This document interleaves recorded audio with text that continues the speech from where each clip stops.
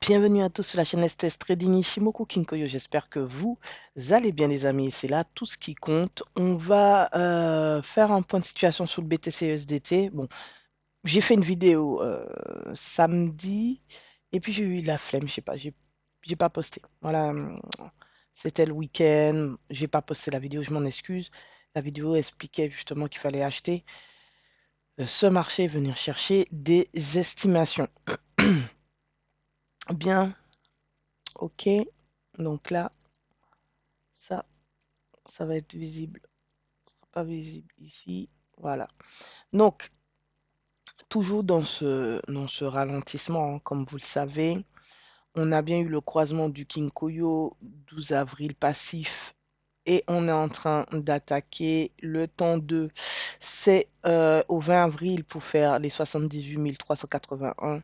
Il y a de la double liquidité ici dans cette inefficience. Donc monter jusque-là, c'est la target. D'accord? Venir chercher la haine, mais en plus de la haine, venir choper cette equal high, c'est une target raisonnable. D'un point de vue temps, on avait un T4 ici qui proposait de renverser la structure. Aujourd'hui, on est après le T4, on voit qu'on fait un sommet plus haut que le 11 avril, donc c'est plutôt bon signe. Si on clôture ce jour beaucoup plus haut, ben c'est plutôt pas mal, hein. C'est-à-dire que réellement, les 78 000, voire venir chercher les 79 332,50, c'est une bonne estimation avant d'avoir un marché qui retrace, qui revient 50% de baissée dans cette inefficience aux alentours des 70 459,50. Donc pour moi, la journée qui clôture est importante ce jour. Il faut qu'elle clôture au-dessus des 74 821,50, une cassure clôture franche, pour voir le marché continuer dans cette OB, chercher, pourquoi pas de la liquidité. On va analyser cette OB dans un instant pour voir comment les choses peuvent se présenter, mais globalement, c'est un scénario qui monte. Voilà, c'est celui-ci. Ça va faire 13, 14, 15, 16 jours de poussée. Demain, c'est le 17e jour. Le 17e jour va être important. Il faut absolument qu'on break le point B. Ce serait vraiment très intéressant de faire ça pour être tranquille et s'assurer d'une continuité. Ici, c'est une liquidité, donc il faut absolument qu'on l'ait. Donc, si on regarde maintenant le ralentissement, je vais cacher ça 2 secondes.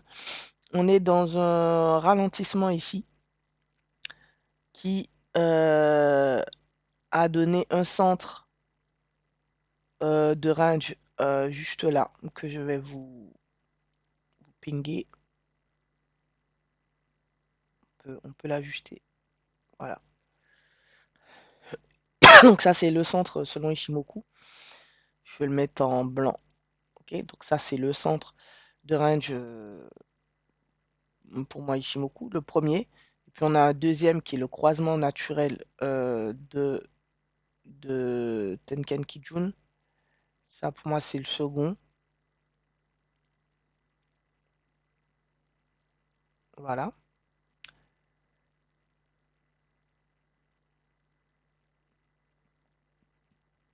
Et ben, le troisième, c'est... Bref, je ne vais pas le mettre. Donc ici, le marché réagit bien sur ces niveaux. D'accord? Et on a, euh, on a un marché ici qui cherche à s'extraire. Alors, on a eu une bonne phase d'accumulation et l'identification du centre de range sur le premier key. Donc, techniquement, c'est celui-là. Alors, je vais enlever celui-là 2 secondes, qui est le croisement du Kinko. J'enlève 2 secondes. C'est celui-là par rapport au premier key, au point de contact. Donc là, on a réellement la phase d'accumulation ici qui se fait.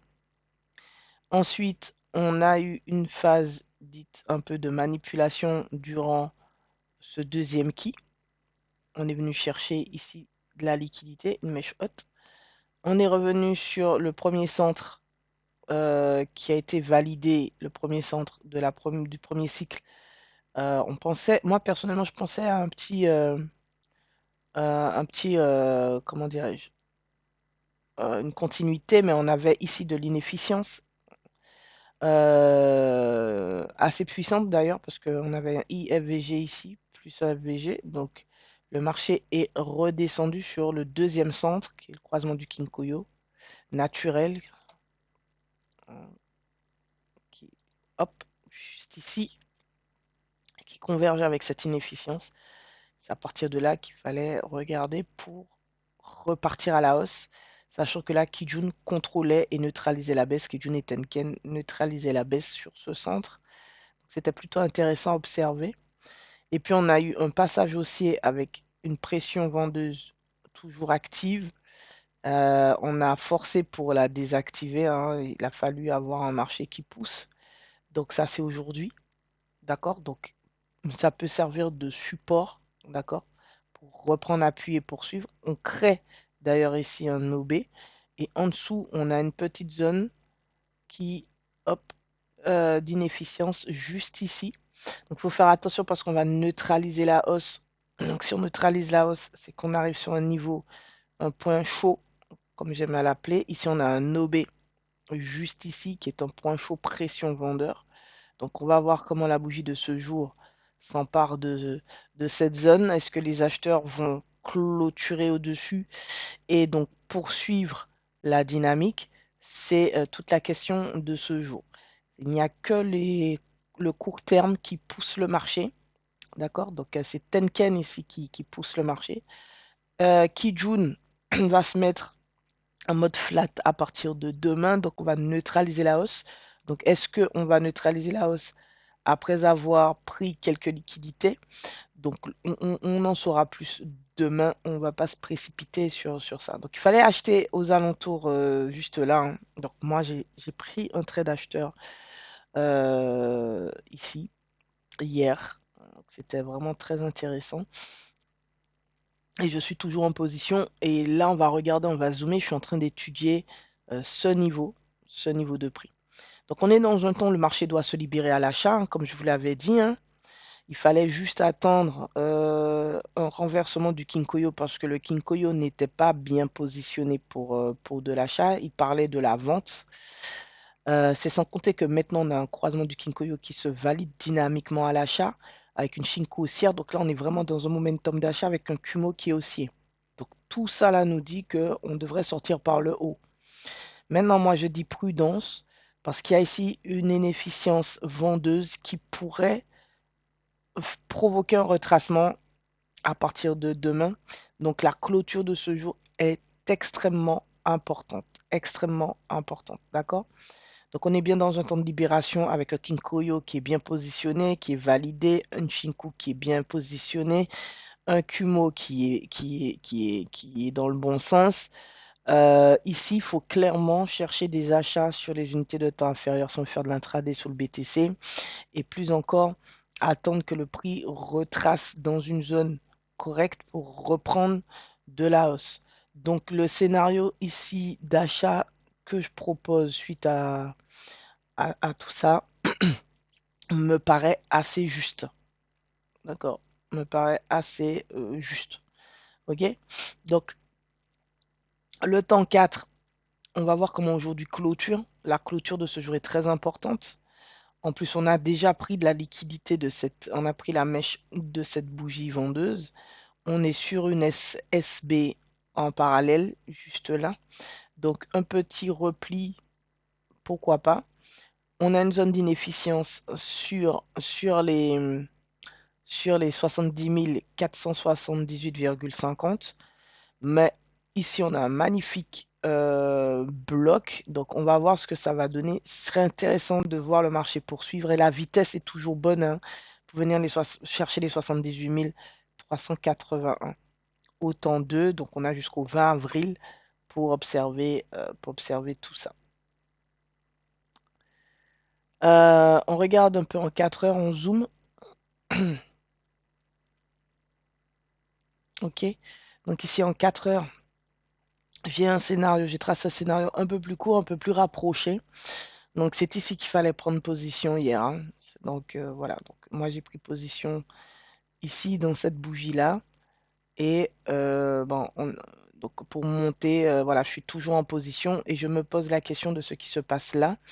Et je vais vous montrer l'étude que je fais autour de ce niveau dans un instant. Donc si on regarde un petit peu les choses, on est bien dans un momentum haussier. Le biais est haussier. Tout est haussier ici, hein. Donc pas de problème.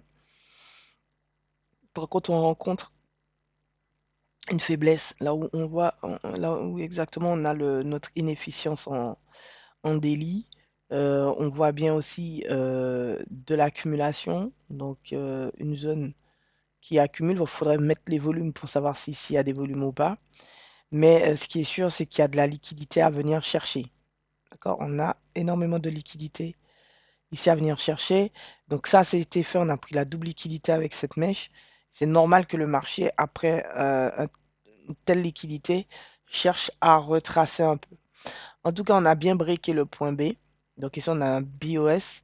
Et donc, forcément, ici, on a trois zones d'inefficience à observer pour voir quel niveau va retenir le marché pour pousser à l'achat. Donc, il serait intéressant de rester entre le point C et les 74 931,50 pour venir chercher de l'achat. On a un prix d'équilibre sur les 72 000, allez 72 000, prix d'équilibre 72 709,62.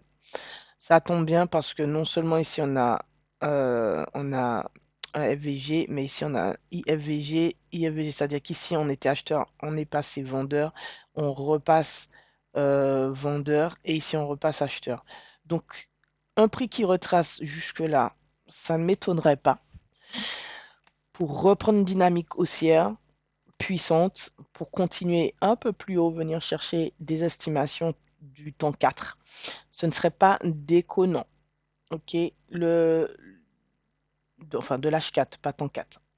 Justement, en parlant du temps 4, dans ce scénario, on y est et on voit déjà une certaine faiblesse. Donc il faut absolument que les bougies qui suivent, pour se dire qu'on va poursuivre la hausse, break, casse et clôture au-dessus des 74 931,50. On pourra dire qu'il y a une continuité, il y a une volonté de venir chercher plus haut. On est dans un biais qui a une vitesse correcte, capable d'aller chercher les 79 967. Donc pour cela, on ne va pas monter d'un coup, on va progresser en fluctuation. Donc les zones d'inefficience nous serviront de retour, on va dire, pour chercher à rééquilibrer le marché et pousser. On y arrive, on y arrive. En 40 minutes, on regarde un petit peu ce qui se passe sur le BTC USDT. Donc là, je n'ai pas posé ici sur ce graphique de scénario, mais on a une analyse ici de ralentissement.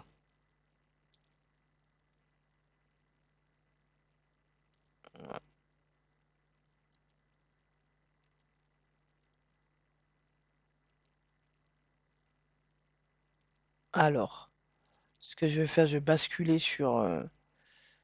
hop, sur 40 minutes ici. Voilà. Donc, il y a beaucoup de choses. On va y aller pas à pas. On va commencer par les projections. OK. On va commencer par les projections. OK. Donc ici, un petit scénario pour étudier la poussée qui doit se faire en trois impulsions de correction. Donc là, pour moi, si j'étudie ce mouvement par le temps, je suis à ma deuxième impulsion, donc ma première fluctuation N. Et on doit refaire la deuxième fluctuation N haussière, c'est-à-dire après ce retracement, voir une continuité haussière, une poussée, pardon, qu'il va falloir étudier. Donc on a pleinement fait ici une E. Normalement, on devrait revenir au niveau du point B, donc dans cette zone d'inefficience. On le voit d'ailleurs, on le voit ici, soit on retrace dans la première zone aux alentours des 73 549,28, dans la deuxième zone aux alentours des 72 737,58. Donc, Après le temps 3, on aurait dû observer ici un effondrement du prix, donc passer sous la Tenken pour venir chercher ces niveaux. Et on constate que le marché a décidé ici de plutôt ralentir. Donc pourquoi pas. Mais quand on regarde la Kijun euh, est directionnelle, hein. La Kijun n'est pas plate. Donc on sent que la Kijun n'est pas plate. Elle cherche à avoir une directionnalité, mais que le marché, lui, est dans sa neutralité.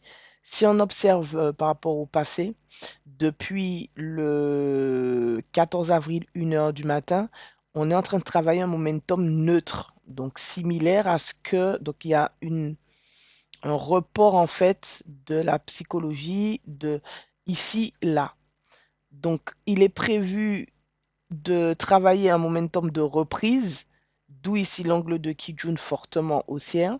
Et donc, on va voir si cette psychologie se répète ici pour une poussée.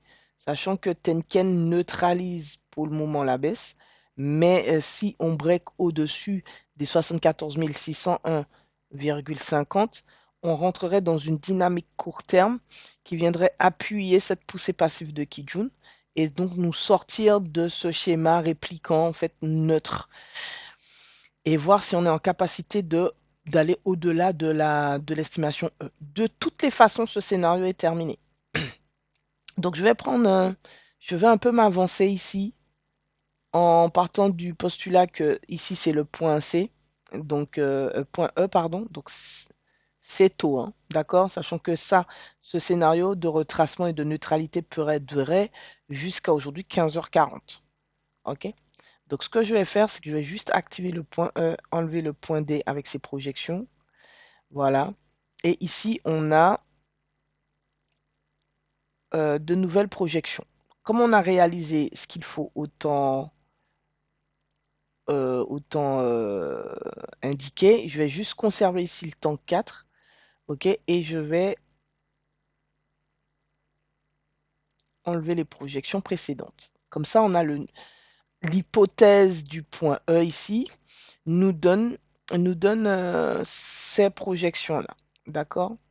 Donc, entre-temps, dans ce point E, on a déjà fait un temps 4 et un temps 1. Donc, subir un retracement n'est plus possible dans ces temps. Mais par contre, le temps 2 ici n'a pas fait de N sur les 76 780. Donc, le marché n'a pas été super dynamique. Ce qui veut dire que soit on va maintenir ici ce ralentissement comme indiqué jusqu'à 15h40, ou au contraire, le marché va profondément retracer ou chercher à retracer comme indiqué dans les projections de retour à l'équilibre du point D, que je vais remettre ici, qui nous donnait ici à observer ce niveau de prix et ce niveau de prix dans deux zones FVG différentes. OK, OK, on va continuer. On allège un peu le graphique. Donc ici, il sera intéressant de voir comment le prix se comporte. Est-ce qu'au moins on casse et clôture au-dessus des 74 931, voire qu'on désactive cette FVG? Ben, on va laisser le marché nous proposer quelque chose jusqu'à 9h40. Passé 9h40, si on n'est toujours pas monté, je pense qu'il y a un risque de retracement sur les niveaux indiqués, c'est-à-dire sur les niveaux du point D, que je vais laisser comme ça. Donc ça, c'est l'étude structure selon Osoda. Ok. Maintenant, je vais regarder et analyser ce ralentissement juste ici. Donc ma priorité ici, ça a été de chercher un centre sur le premier key.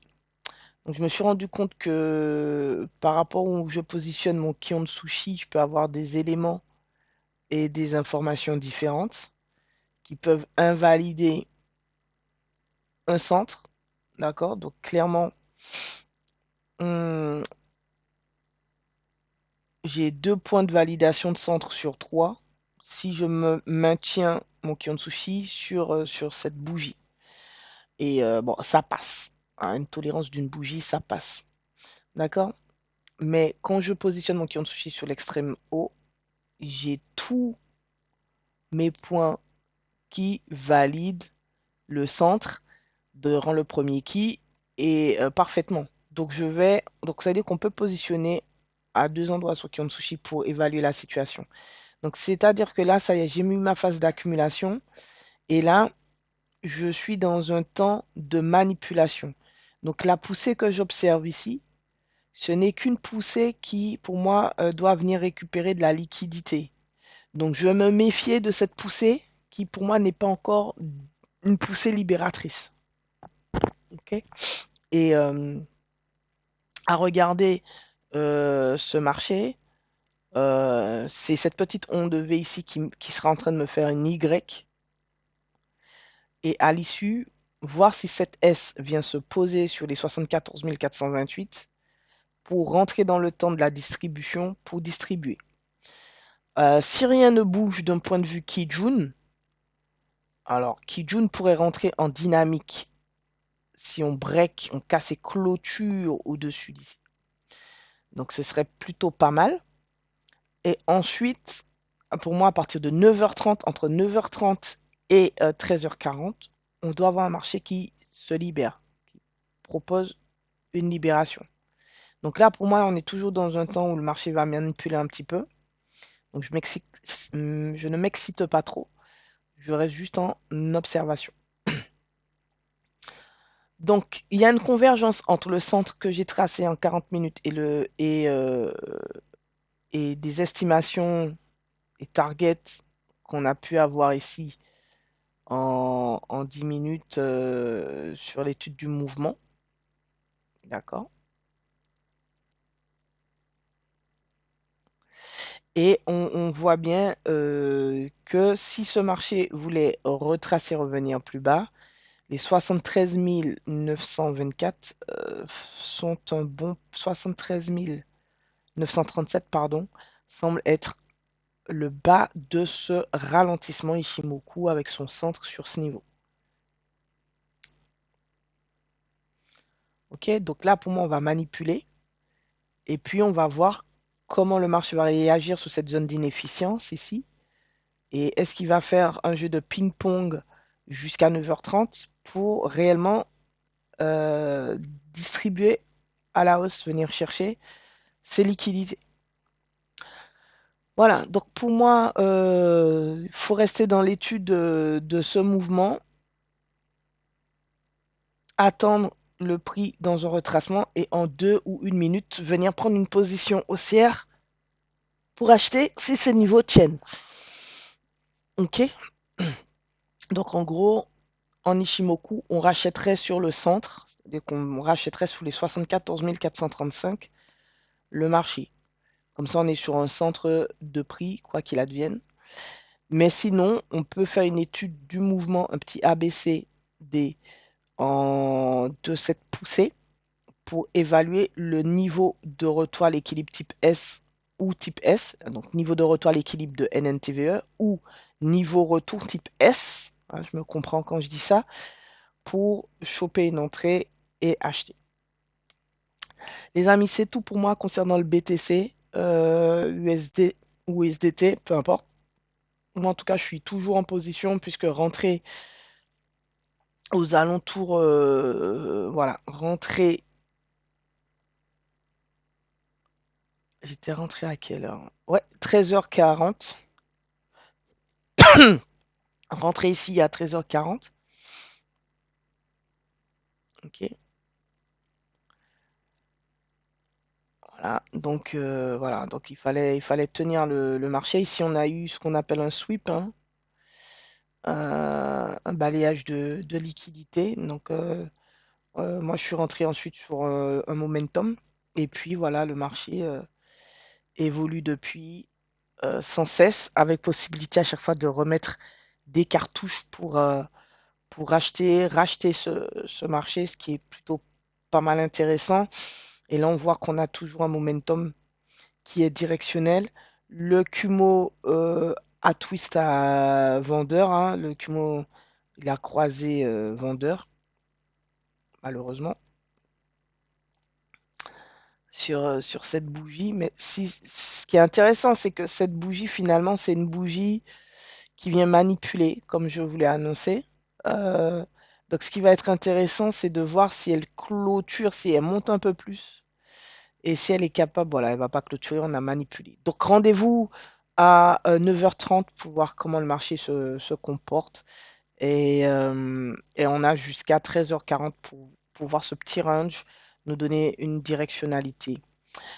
Sinon, ben, on risque de réaccumuler ou de totalement se renverser, revenir sur le bas du range, 73 937, voire beaucoup plus bas sur les projections faites ici.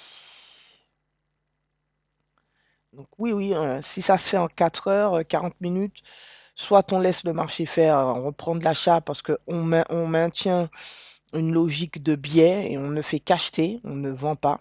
Soit vous voulez faire un peu de scalping, intra-scalping, et là, ben, vous prenez vos responsabilités en attendant les validations d'opportunités. Donc voilà, 9h30, 9h40, on sera fixé, hein. Est-ce qu'ici on vend ou est-ce qu'au contraire, ici, ben, on vend pour attendre, le marché vend pour attendre, nous, traders, un rachat, ou est-ce qu'on veut jouer des coudes et en profiter en faisant de l'intra-scalping? Voilà, chacun sa manière de faire. Moi, je ne peux que vous conseiller, trop que vous conseiller d'attendre ce retracement pour remettre une cartouche et toujours trader dans le sens du biais. Sinon, à quoi servirait l'Ishimoku qui nous montre le biais et le momentum? Hein? Voilà. Allez les amis, prenez soin de vous et à très vite sur la chaîne STS Trading, Ishimoku Kinkoyo. Tchuss.